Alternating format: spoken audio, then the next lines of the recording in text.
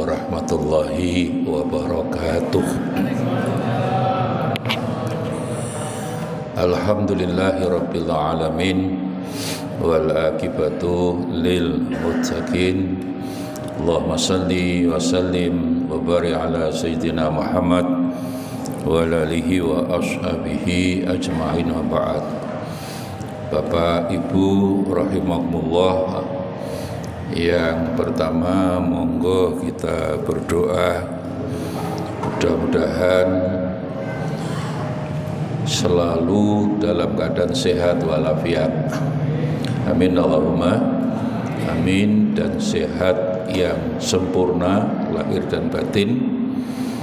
Dan kita warga Jawa Timur memang patut bersyukur Bapak Ibu, karena di akhir Desember yang kemarin pemerintah lewat BPS melaporkan bahwa di antara 6 provinsi di Pulau Jawa ini yang paling bahagia adalah orang Jawa Timur. Alhamdulillah. Biasanya Bapak Ibu pemerintah BPS itu hanya mengukur IPM itu rezeki duit. Tapi tahun ini mulai di cross check, dibandingkan duit dengan kebahagiaan. Jadi mulai tahun ini adalah istilah IKI, indeks kebahagiaan. Kalau ngukur IPM yang ukurannya duit itu memang Jakarta Pak, nomor 1. Uang itu se-Indonesia itu di Jakarta beredar 70% di Jakarta. Tapi ternyata yang bahagia bukan orang Jakarta, orang Jawa Timur. Alhamdulillah. Nomor 2 Jawa Tengah, ketiga Yogyakarta. Jadi selama ini orang selalu mengklaim, mengatakan orang yang paling bahagia di Jawa ini orang Jakarta. Tidak betul Pak, ini resmi laporan pemerintah. Baru Jawa Barat dan yang terakhir Provinsi Banten. Jadi orang Banten itu orang yang paling tidak bahagia. Tapi yang ingin saya tekankan dari ini adalah bahwa ternyata orang kalau tambah duit belum tentu tambah bahagia. Ini yang penting. Kalau ngukur umumnya uang beredar di Jakarta Bapak Ibu, tapi ternyata belum tentu di sana lebih bahagia dibanding Jawa Timur. Tapi beberapa penelitian di kampus, terutama di UIN,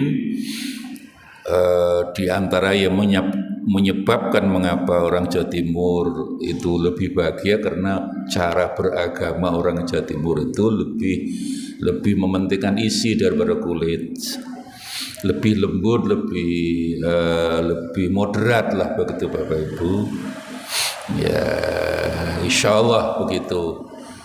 Ya enggak kayak di Jakarta kan demo terus Pak ya. Ini hari ini sudah demo ribuan mau dikumpulkan mahasiswa untuk menurunkan presiden misalnya ya. Katanya membela Islam, tapi kalau tidak dibeli amplop juga marah-marah itu ya. Katanya membela Islam untuk membela amplop itu. Itu ada hubungannya menurut penelitian teman-teman di IAIN, di UIN. Ini yang pertama. Yang kedua, kita bersyukur Bapak Ibu, pandemi ini sudah turun menjadi endemi. Itu berakhir insyaallah. Amin Allahumma. Tinggi poso sawulan insyaallah corona ini pun diangkat insyaallah. Lah bersyukur itu satu, sholatnya harus tambah baik. Inna a'tainakal kausar. Aku Allah telah memberi kamu Muhammad Al-Kausar. Al-Kausar itu selama ini hanya dijelaskan telaga di surga, betul. Tapi Nabi pernah ditanya Al-Kausar adalah al-khair al-mufrid fil kasrah. Al-Kausar adalah kenikmatan yang sangat banyak yang diberikan kepada Rasulullah SAW. Jangankan dibandingkan kapanjenengan, dibandingkan nabi-nabi yang lain aja, Nabi sangat banyak kenikmatannya. Maka oleh Allah diperintah bersyukur, lah syukurnya fasolli, sholatlah. Berdasarkan ayat itu makanya para ulama berpendapat bahwa syukur yang paling bagus adalah sholat. Mudah-mudahan dengan endemi ini sholat kita tambah baik. Amin Allahumma. Tetapi yang problem ibu bapak, saya yakin panjenengan yang hadir di masjid ini sholatnya insya Allah istiqomah. Yang jadi problem kan sebagian anak-anak kita. Anak-anak kita ini ibu bapak banyak yang sembahyang subuh saya suruh bilang bangsawan. Sembahyang subuh kok jam itu bangsawan pak. Bangsa sing tang ini awan. Lah monggo derek Nabi Ibrahim. Nabi Ibrahim itu setelah bangun Ka'bah agar anak turunnya itu sholatnya bagus, ndonga. Surat Ibrahim itu Rabbi ja'alni muqimas shalah wa min dzurriyyati rabbana wa taqabbal doa. Rabbana ya Allah, Rabbi ja'alni, jadikanlah ya Allah saya ini muqimas shalah, yang sholat saya ini istiqamah. Wa min dzurriyyati, termasuk anak-anak saya. Rabbana wa taqabbal doa. Itulah banyak kiai, banyak ustadz sebelum niat itu dibaca Pak. Apakah niat itu dilafalkan atau tidak itu memang beda pendapat. Yang biasa nawa itu misalnya kadung tidak biasa nggih mau beda pendapat itu tidak apa-apa. Kayak puasa ini kan beda pendapat. Mungkin ada yang setu, ada yang minggu. Ya, hambat melok setu, aku minggu. Tapi ada yang tidak ikut Sabtu, tidak ikut minggu Pak. Wah memang tidak poso. Aku gak melok setu, ya gak melok sebabnya aku ora apa. Aku sing penting melok ya. Nah, orang macam beginilah banyak. Orang-orang yang ya memang sholat tuh sehari kan 5 kali Pak. Tapi orang begini kan 5 hari sekali. Dan bahkan model begini setahun sholat hanya 2 kali. Sholat kok setahun hanya 2 kali itu sholat apa itu? Ya beda pendapat tidak apa-apa lagi. Nah monggo itu dibaca Rabbi ja'alni sebelum niat saman baca Rabbi ja'alni muki masalah surat Ibrahim. Ya Allah jadikanlah kula niki yang sholatnya istiqomah wa min dzurriyyati, anak-anak saya ya Allah. Tanggung jawab kita tuh banjingan di akhirat anakmu sholatnya kok elek piye. Memang gaya anak niku gampang ndak sengaja jadi. Lampu peteng ya tambah cepat nih. Cuma problemnya sudah jadi anak itu kan kita itu kadang-kadang ndak bisa, apalagi hidup di Surabaya yang napa mobilitas begini nih ndak ini gubuh golek duit tok, ndak sempat mendidik anak dengan benar secara agama. Kadang-kadang kekurangan kita kan begitu. Monggo itu cara Nabi Ibrahim dari Allah bagus. Selanjutnya yang sudah di poster ketiga monggo bagus ya, tapi itu ikhtiar manusia Bapak Ibu.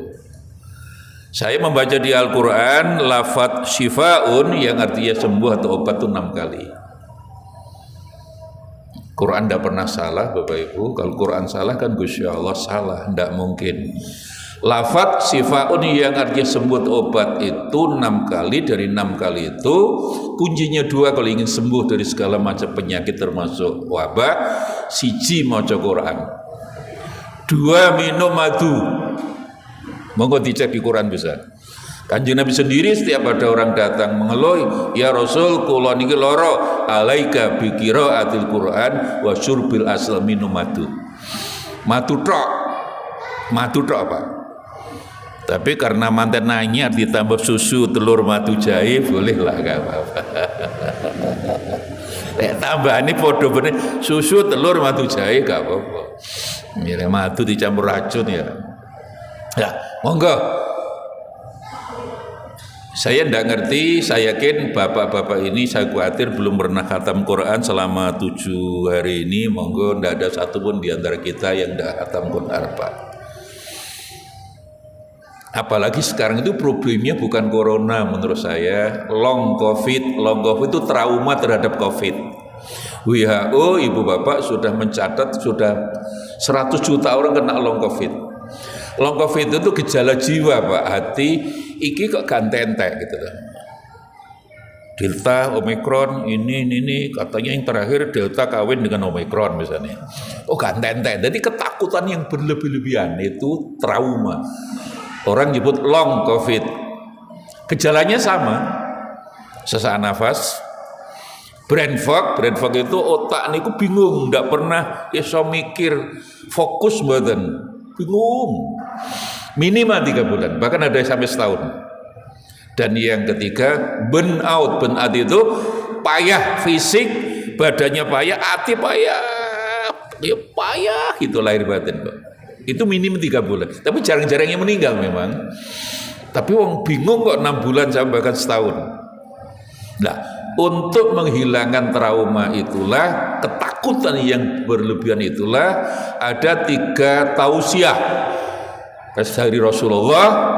Yang pertama menurut Nabi supaya tidak terlalu takut sering menghadiri, memang hadis itu nyebut halaqah dzikir wa ta'lim Pak. Cara sekarang ya pengajian yang ada tausiah, pengajian yang ada zikir-zikirnya. Ya ini pas sholat, ini kan ada zikirnya, ada tausiahnya macam begini nih. Nabi menyebut halaqah, kita biasa nyebut majelis zikir atau pengajian yang ada. Tidak pengajian tok, ada ceramah tok, tapi ada zikir-zikirnya. Jadi ada Bapak Ibu malaikat yang ditugaskan Allah 24 jam untuk mencari semacam ini. Misalnya hari ini malaikat pertama kali nemu di Raudhatul Falah ini, langsung temannya diajak, ayo cepat. Dalam surat Ar-Ra'd ayat 17 disebutkan majelis seperti ini Bapak Ibu, malaikatnya itu 4.000 kali berapa pintu panjenengan. Ini masjid Raudhatul Falah ini pinten pintunya. Jadi 4.000 malak. Tinggal ngitung mawon. Semua mendengarkan. Selesai matur Gusti Allah. Ditanya oleh Allah, hari ini panjenengan malaikat nemu halaqah majelis zikir taklim di mana? Ya Allah, kami baru saja ngikuti di Raudhatul Falah. Apa mereka kok semangat banget? Ya Allah, mereka tidak ingin masuk neraka. Apakah mereka pernah tahu neraka? Gidereng ya Allah belum pernah. Misalnya pernah tahu neraka, tambah semangat ya Allah, tiap malam tidak akan absen. Ada tujuan lain, ada ya Allah mereka ingin masuk surga. Apakah mereka pernah tahu surga? Ya belum ya Allah. Kok misalnya pernah tahu surga, tambah semangat ya Allah. Ya sudah kalau begitu, catat semua yang hadir di Masjid Raudhatul Falah itu semua dosa-dosanya saya ampuni. Amin Allahumma. Semua cita-citanya, keinginannya kita kabulkan, dawuh Gusti Allah Pak, dan semua susahnya saya angkat, saya hilangkan. Jadi konsep ketakutan termasuk terhadap corona yang berlebihan ini seperti yang sudah menimpa 100 juta orang loh Pak. Khususnya orang barat itu hanya kan akal. Ketika akal tidak mampu menyelesaikan corona 2 tahun dengan tuntas kan putus asa Pak, stres. Ya stres itu munggah diri kan stres. Ya ini jadi sering menghadiri pengajian yang ada zikirnya, ini kan pas sholat ada pengajiannya, tahu ini pas. Monggo itu Allah akan menghilangkan rasa ketakutan yang berlebihan. Hadir. Ya. Yang kedua, dawuh Kanjeng Nabi, baca Quran. Orang yang selalu baca Quran trauma hilang. Amin Allahumma. Nah sekarang sayangnya kita sing dibaca medsos tok ya. Ibu bapak Kominfo Menteri Informasi itu datanya itu orang Indonesia itu tidak akan maju kalau terlalu kakian. Syirik kita bukan dengan berhala, kalau Al-Quran kan dengan berhala, syirik kita dengan HP Pak. Kalau kita menganggap HP itu lebih penting dari Gusti Allah, itu bisa syirik, hati-hati. Jadi orang Indonesia itu rata-rata 24 jam tuh 9 jam tuh HP, 5 jam tuh TV, pinten 14, medsos itu 3 jam, 17, radio 2 jam. Radio itu masih didengar Pak, karena mungkin orang banyak di mobil ya. Lah Quran itu hanya 27 menit. Jadi kalau Quran itu mewakili bacaan ilmiah kitab suci Bapak Ibu, ya berarti orang Indonesia tidak suka baca, tidak akan maju Pak. Makanya Quran turun, tidak salat, tidak zakat, tapi iqra, bacalah. Apalagi perintah sholat, perintah puasa ini kan kutiba. Dari kata-kata bayak tubuh menulis kitab, ya kitab. Artinya apa? Artinya bahwa di dalam bulan puasa itu ada hubungannya kitab Quran, harus dibaca. Kalau perintah puasa kan langsung, perintah sholat kerjakan sholat, zakat, haji. Kalau puasa kan buatan kutiba alaikumusiyam, telah diperintahkan kepada kamu puasa seperti umat, tapi menggunakan kata-kata bayak tubuh. Tulisan itu berarti tulisan Quran. Monggo diwaca. Apalagi ada riwayat yang cukup kuat di Bukhari ada, di Muslim ada, di hadis-hadis An-Nasai, At-Tirmidzi ada, ibu bapak. Orang itu kalau mati, Pak Bu, itu 7 langkah muka sing ngubur kundur, mungkar nakir kan datang. Sahih Pak itu. Nah, ini ada orang mati, semua pulang, ada satu orang di atas kuburan boten boleh, diusir mungkar nakir, tidak bisa pulang tidak bisa. Mungkar nakir akhirnya takut, kalah wibawa dengan orang tadi. Akhirnya ditanya, loh ini prosedurnya saya harus menyiksa orang ini memang Islam tapi di dunia kurang ajar, harus saya siksa dulu. Tidak bisa, kata orang tadi. Orang ini suka baca Quran, sampai menyiksa orang ini mungkar nakir sama dengan menyiksa Quran, berarti menyiksa Gusti Allah. Tidak bisa, ini kalah wibawa. Kamu siapa? Quran. Itulah Quran, Pak. Makanya doa khatam Quran kan ada wal Qur'ana syafi'a wa fil qabri munisa. Hadis, Pak. Jadi Quran bisa membantu kita. Mungkar nakir kalah wibawa. Tidak bisa, apapun mungkar nakir tidak berani maju. Ya. Akhirnya mungkar nakir ngalah. Ya sudah, kalau begitu mari kita beritikaf menghadap Gusti Allah. Di depan Allah terjadi perdebatan yang sama, Bapak Ibu. Ya Allah, kata mungkar nakir, kami berdua ini kan panjenengan perintahkan menyiksa orang di dalam kubur walaupun Islam. Ya, kalau nakal, ya. Ini saya dialana ya Allah. Terus orang tadi meriwayat, Bapak Ibu, orang tadi adalah Quran. Kata orang tadi, lu orang ini suka baca Quran ya Allah. Terus mungkar nakir jawab, iya, yang dibacanya satu. Tabarok, menurut hadis itu yang ibarat tabarokalladzi biyadil mulku wa huwa ala kulli, itu tok. Dan itu orangnya nakal, bedi, kurang ajar, maksiat tok di dunia, tetap tidak bisa. Akhirnya mungkar nakir, ya sudah ya Allah, kami ini kan melakukan tugas panjenengan, terserah keputusan panjenengan ya Allah. Allah dawuh akhirnya sudah mungkar nakir, jangan disiksa orang itu suka baca Quran. Makanya ibu bapak tidak ada satupun bulan Ramadan khususnya ini kalau tidak mengkhatamkan Quran. Mudah-mudahan bapak khatam Quran. Saya lihat sudah ada yang khatam 2 kali, tapi kelihatannya sebagian besar belum pernah khatam sama sekali ini. Monggo, belum terlambat. Tidak ada satupun yang tidak membaca Quran. Monggo. Syahrul Quran, bulan Ramadan itu unzila fil Quran. Quran, Pak. Quran. Dan yang ketiga, yang terakhir, kata Nabi untuk menghilangkan trauma adalah ad-du'a ulailan, berdoa pada malam hari. Bulan Ramadan kita mesti bangun malam, sahur lah, monggo. Apakah setelah sahur baru sholat terus ndonga? Apakah ndonga dulu, sholat dulu baru sahur? Monggo, insyaallah.